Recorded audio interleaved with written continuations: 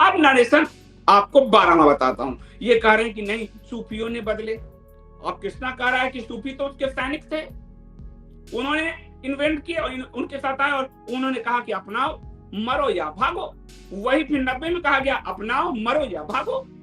बार बार यही कहा जा रहा है और आज भी कहा जा रहा है अपनाओ मरो या भागो, यही हो रहा है। तो उसका एक उदाहरण देता हूं कि रिंचन नाम के एक राजा हुए कश्मीर में। उसने इस्लाम अपनाया और उसका नाम रखा गया सुल्तान सदर अल दीन। वो पहला राजा था जिसने अपनाया और बाद में उसका साला था, उसका नाम था रावण चंद्र, उसने भी अपनाया। अब्दुल्ला की 3-4 पीढ़ी पहले सब हिंदू थे। अब कैसे अपनाया इसको आप देखिएगा। जोन राज जो है एक बड़े ऑथर हुए, ब्रिटिशर ने कैसे सेटअप किया। उसने कहा कि रिंचन ने जो इस्लाम अपनाया उसके पीछे का कारण यानी फेक नैरेटिव्स, यानी सच आपसे दबाया गया। उसमें एक बड़ा लेखक आया जोन राज। उसने क्या कहा, वह हिंदू धर्म अपनाना चाहता था लेकिन उसके तिब्बती बौद्ध होने के कारण ब्राह्मण जो है उससे नाराज हो गए। उसे शैव धर्म में दीक्षित करने से इनकार कर दिया कि तू तिब्बती है, बौद्ध नहीं अपनाएंगे। फिर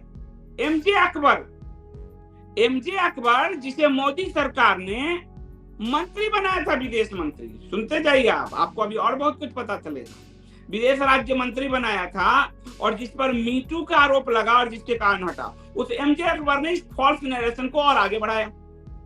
उसने कहा कि जो वहां ब्राह्मण था देव स्वामी, उसने ब्राह्मणों की एक सभा बुला ली। उस सभा में कई दिनों के विचार विमर्श हुआ और तय हुआ कि रिंचन को हिंदू नहीं बनाया जाए, क्योंकि अगर वो हिंदू बनेगा तो उसे उच्च जाति में शामिल करना होगा, हम अपनी जाति में शामिल नहीं करेंगे। यही थ्योरी दी जाती है जाति का। दलितों को पीड़ित किया, इसको किया, उसको किया।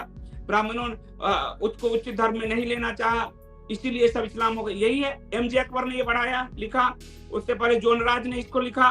ठीक है, अब उसी को पीएन के बॉम्जाई ने एज इट इज लेके यानी पूरा नरेशन किया कि कश्मीर का जो पहला राजा था वो ब्राह्मणों का सताया था, एक फेक नरेशन। दूसरा कि ब्राह्मण उसको बौद्ध धर्म से वो हिंदू बनना चाहता था, ब्राह्मण उसको धर्म में नहीं आने देना चाहते थे क्योंकि उससे उनको उच्च धर्म में, उच्च जाति में जगह देनी पड़ती।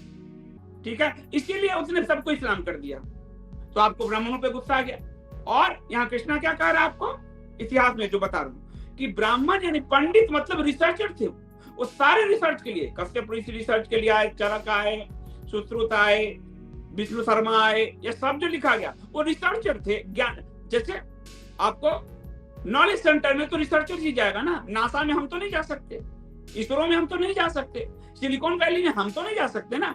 तो नॉलेज सेंटर में वो सब आ रहे थे। अब उनको गाली कैसे दें, इसका एक उदाहरण आपको दिया। ठीक है, अब इसका फैक्ट क्या है वो भी मैं आपको उदाहरण के साथ समझाता हूँ। इसका फैक्ट क्या है? फैक्ट है कि यूनेस्को ने एक शोध कराया, इसलिए फैक्ट बता रहा हूं। यूनेस्को ने एक शोध कराया और उस शोध में N.A. बलूच और A.Q. रफीकी, वो भी मुस्लिम है। तो यूनेस्को का शोध से बता रहा हूं कि N.A. बलूच जो बलूचिस्तानी और A.Q. रफीकी जो मुस्लिमी, उन्होंने कहा कि जोन राज ने अपने दिमाग से, ये उसके दिमाग की उपज है कि उसने ब्राह्मणों को गाली दिया कि राजा को ब्राह्मण अपने यहाँ नहीं एंट्री करने देते थे। वो राजा था, ब्राह्मण की तब हैसियत कितनी है वो कि उसको रोक देता, वो कह रहे हैं। और उसने कहा कि रिंचन ने तीनों धर्म के विद्वानों से शास्त्रार्थ किया, फिर इस्लाम को अपनाया। वो बुलबुल शाह के आध्यात्मिक प्रभाव में आकर मुसलमान बना, यानी सूफी के प्रभाव में आकर वो मुसलमान बना, उनको ब्राह्मणों ने नहीं रोका। ये यूनेस्को के रिसर्च में आया, यूनेस्को के रिसर्च में ही आ गया।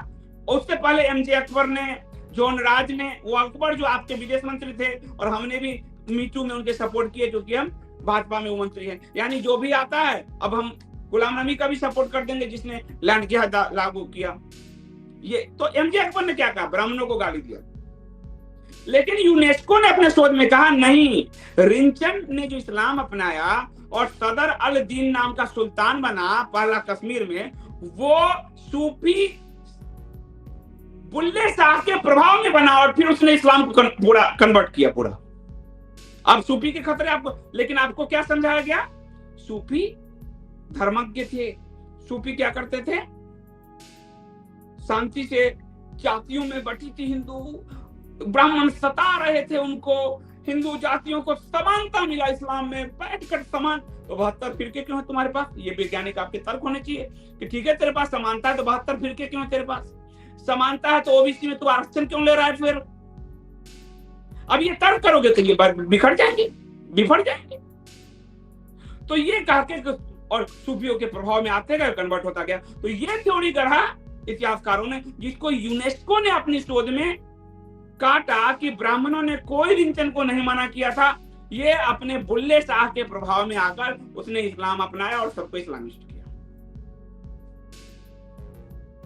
विवेक अग्निहोत्री का कृष्णा अंश के कहता है कि वो जो इन्वेडर, वो जो आक्रमणकारी आए, वो अपने साथ सैनिक लाए, वो सैनिक सूफी थे। तो नरेशन आपका कनेक्ट होता है। ये नरेशन जब तक आप नहीं समझेंगे तब तक आप इसको नहीं समझ पाएंगे।